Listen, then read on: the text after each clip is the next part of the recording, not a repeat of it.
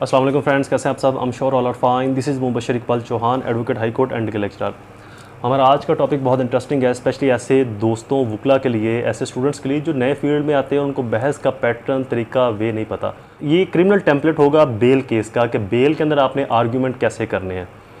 मजबूत आर्ग्यूमेंट आप किसी भी बेल केस के अंदर कैसे कर सकते हो जिससे आपको, आप जिस तरफ से भी हैं, अदर आप बेल लेने के लिए आए हैं या बेल खारिज करवाने के लिए आए हैं, ये दोनों के लिए टेम्पलेट ठीक है। इसी टेम्पलेट को इसके अंदर कुछ चीज़ों की एडिशन करके जजमेंट्स को या लॉ को, तो आप एक स्ट्रॉन्ग अपना आर्ग्यूमेंट पैटर्न तरतीब दे सकते हैं किसी भी बेल केस के अंदर। स्टार्ट करते हैं हमारा टॉपिक। लेक्चर स्टार्ट करने से पहले मेरे चैनल को सब्सक्राइब जरूर कर लीजिएगा ताकि ऐसी और इन्फॉर्मेटिव वीडियोज़ भी आपकी एक्सेस में रहें। वीडियो को लाइक और शेयर जरूर कीजिएगा अपने सोशल सर्कल में दोस्तों के साथ, और मैं नीचे डिस्क्रिप्शन के अंदर अपने व्हाट्सएप ग्रुप का लिंक भी दे दूंगा, आप उसको भी ज्वाइन कर सकते हैं। उसके अंदर भी काफ़ी इन्फॉर्मेटिव जो चीज़ें हैं, जजमेंट्स वगैरह या वीडियोज़ वगैरह, वो सेंड होती रहती हैं। स्टार्ट करते हैं हमारा topic, how to start bail argument. आप बेल के अंदर स्ट्रॉन्ग, वैलिड और एथेंटिक आर्ग्यूमेंट कैसे करें जिससे आप मैक्सिमम रिलीफ ले सकते हैं बेल के अंदर, चाहे आप बेल खारिज करवाने के लिए आए हैं या बेल लेने के लिए आए हैं कोर्ट के अंदर। सबसे पहले opening statement, addressing the court. एक बात याद रखिएगा कि कभी भी आपने जज के सामने बहुत ज़्यादा फ्रैंकली हंसकर जो है वो बात नहीं करनी, हंसी मजाज के साथ। जज आपका रिश्तेदार नहीं है, that is a legal entity, that is a person, that is a court representative जो वहाँ पर बैठा है, जिसने सुनकर आपका फैसला करना है। तो आपकी जो बॉडी लैंग्वेज, आपका जो बिहेवियर है, ये बहुत बड़ा इंपैक्ट डालता है जज के ऊपर। सेकेंडली, आपने बहुत ज़्यादा गुस्से में, बहुत ज़्यादा फेस को ऐसा स्ट्रांगली और वाइडली बनाकर भी बात नहीं करनी, जज को आपका दुश्मन भी नहीं है। तो ये दोनों चीज़ें आपने नहीं करनी। एक ओपनिंग स्टेटमेंट में हंसी मजाक, बिल्कुल फ्रैंकली अपनी बॉडी का से छोड़ा हुआ है, नो, और बहुत ज़्यादा अकड़ कर और बड़ा गुस्से के अंदर भी आपने बात नहीं करनी। बिल्कुल नॉर्मल, ना हंसना है ना आपका गुस्सा, बिल्कुल आप नॉर्मल और एक्टिवली आपने जो अपनी ओपनिंग स्टेटमेंट है उसका आगाज़ करना है। लॉर्डशिप में लॉर्ड, योर ऑनर, ये मेरे 3 वर्ड है, इनसे आप, और ये बेहतर वर्ड है, इनसे आप आगाज़ कर सकते हैं, जज की इंटेंशन को डाइवर्ट कर सकते हैं अपनी तरफ से। सेकंड पोर्शन में जो आपने अपने आर्ग्यूमेंट का आगाज़ करना है, उसके अंदर आपने एक चीज़ देखनी है कि आपने अपनी FIR, मुकदमा नंबर, उसका ऑफेंस, आप किस तरफ से हैं। अच्छा, ओपनिंग स्टेटमेंट के अंदर आपने lordship, my lord, your honour के बाद आगाज़ में ये बताना है कि मैं किस तरफ से हूँ, अक्यूज़ की तरफ से हूँ या कंप्लेनेंट की तरफ से हूँ।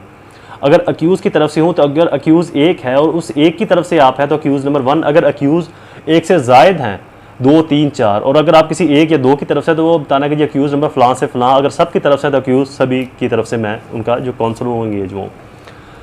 सेकेंड स्टेप के ऊपर जब आपने आर्ग्यूमेंट स्टार्ट करने हैं तो आर्ग्यूमेंट के अंदर आपने आगाज़ करना है FIR का मुकदमा नंबर, किस पुलिस स्टेशन से है, कब हुई, और ऑफेंस इसके अंदर क्या लगा हुआ। देन आपने थोड़ी सी FIR की रीडिंग करनी है, आप किसी भी तरफ से हैं। FIR की रीडिंग करने के बाद मैं आपको एक चीज़ बताऊं कि जब भी मैं केस के आर्ग्यूमेंट तैयार करता हूं, मेरी अपनी एक आर्ग्यूमेंट शीट बनी हुई है मुबशर चैम्बर ऑफ लॉ के नाम से। तो उस आर्ग्यूमेंट शीट के अंदर मैंने बहुत सारे पैटर्न्स बनाए हुए हैं, अपनी फेवर की जजमेंट, अपने अगेंस्ट जजमेंट, फेवर के लॉज, अगेंस्ट लॉज, और फिर वीकनेस अपोजिट काउंसिल की, मेरे डिफेंसेस। तो इस तरह से मैंने पोर्शन बनाया हुआ। तो ये आप अगर इस तरीके से करेंगे अपने आर्ग्यूमेंट शीट को प्रिपेयर, तो आपके लिए बड़ी आसानी होगी। क्योंकि मोस्टली ऐसा होता है कि हम कोर्ट में आर्ग्यूमेंट करके बाहर निकलते हैं, हमें लगता है यार वो मैं बात भूल गया, वो करनी थी यार, वो बात कहनी थी यार, वो। तो इस आर्ग्यूमेंट शीट के ज़रिए आप कोई बात मिस नहीं करोगे, सभी बातें जो आपने प्रिपेयर की हुई हैं वो कोर्ट में आप प्रेजेंट कर सकते हैं। सेकेंडली आपने अपनी FIR का नंबर, मुकदमा नंबर, थोड़ी सी FIR पढ़कर बतानी है। उसके बाद आप जज को बोलेंगे जी मैं प्रोसीड।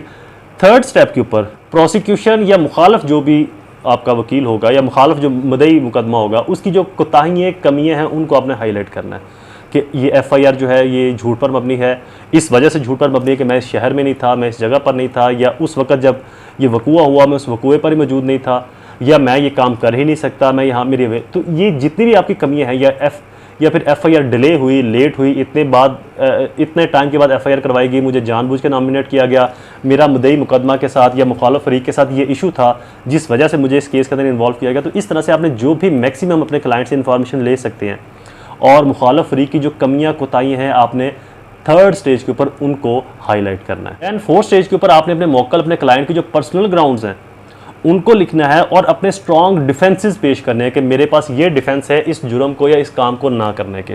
ये अगर आप दूसरी तरफ से हैं तो मेरे पास ये डिफेंस है कि मेरे मुखालिफ ने इस वजह से ये काम किया है या वो इस वजह से ये काम कर सकता है। तो लिहाजा आपने जो फोर्थ स्टेप है, थर्ड स्टेप के ऊपर आपने कमियां कोताहियां उजागर करनी है, फोर्थ स्टेप के ऊपर आपने अपने डिफेंसेस को रखना है। देन आपने एक पोर्शन बनाना है लॉज का। अपने जो उससे अगली स्टेज है वहाँ पर आपने कानूनी चीज़ों का जिक्र करना है। लॉज आपकी फेवर में कौन कौन सा जा रहा है, सिर्फ यही नहीं कि पीपीसी या सीआरपी, इसके अलावा भी अगर कोई सिविल लॉ है या कोई भी और स्पेशल लॉ है, अगर वो आपके फेवर में जा रहा है तो आपने उसको भी हाईलाइट करना है, एदर वो बैंकिंग लॉ या कोई भी सिविल लॉ ही क्यों ना हो। तो लिहाजा आपने इस चीज़ से नहीं डरना कि जी मैं क्रिमिनल केस है तो इसमें मैं सिर्फ क्रिमिनल लॉ को ही डिस्कस कर सकता हूँ। नो, कोई भी जो लॉ है वो एक एथेंटिक वैल्यू रखता है, उसको कहीं पर भी आप यूज़ कर सकते हो, कहीं पर भी आप उसका हवाला दे सकते हैं। साथ में ही लीगल पोर्शन में आपने जजमेंट्स को ज़रूर सर्च करना है। जजमेंट रीढ़ की हड्डी साबित होते हैं किसी भी केस को उसकी काया पलटने के लिए। तो जजमेंट्स को ज़रूर सर्च किया करें कि आपके मौक़िफ़ को, आपके फैक्ट को कौन कौन सी जो जजमेंट्स हैं वो सपोर्ट कर रही हैं। नेक्स्ट पोर्शन आपका प्रेयर का है। प्रेयर के अंदर आप तमाम चीज़ों को ओवरऑल स्टार्ट से एंड तक डिस्कस कर सकते हैं। कुछ क्वांटिटी के अंदर कुछ एफआईआर का जिक्र किया, कुछ उसकी मुखालफ की कमियां कोताहियों का जिक्र किया, कुछ अपने डिफेंसेस का जिक्र किया और कुछ मजबूत जो आपकी फेवर में लॉज या जजमेंट्स हैं उनका जिक्र करके आप केस को, अपने आर्गूमेंट्स को वाइंड अप कर सकते हैं। बेसिकली तो ये छोटी सी चीज़ है, अगर आप इसकी रेगुलर प्रैक्टिस करेंगे तो आप बहुत बेहतरीन आर्गूमेंट देने वाले वकील बन सकते हैं कोर्ट के अंदर। चूँकि कोई भी चीज़ एक दिन के वीडियो को सुनने से या एक दिन के करने से नहीं आती। Practice makes man perfect. बार बार अगर मैं आपको अपनी बात करूं तो मोस्ट ऑफ टाइम ऐसा होता है कि मैं अगर किसी केस में या किसी कोर्ट में एक बार पेश हुआ हूँ तो जब मैं अगली बार जाता हूँ तो जैसा मुझे मेरे नाम से जान रहे होते हैं। तो किसी भी वकील की जो आर्ग्यूमेंट की खासियत है वो यही है कि जब वो नेक्स्ट टाइम कोर्ट में पेश हो, जैसे आप उस वकील को उसके नाम से बुलवाएं, ये चीज़ जाहिर करती है कि जो आपने लास्ट टाइम आर्ग्यूमेंट किए थे वो बहुत ही वैलिड थे, बहुत ही स्ट्रॉन्ग थे, बहुत ही कमिटेड थे, जिसने जैसे आपके ऊपर एक स्ट्रांगली थॉरली इंप्रेशन बिल्ड किया है। Video is complete. वीडियो को लाइक और शेयर जरूर कीजिएगा। दोबारा हाजिर होऊंगा किसी और इन्फॉर्मेटिव वीडियो के साथ। तब तक मुझे अपनी दुआ में जरूर याद रखें। अल्लाह ताला आप सबका हामी नासिर हो। वस्सलाम।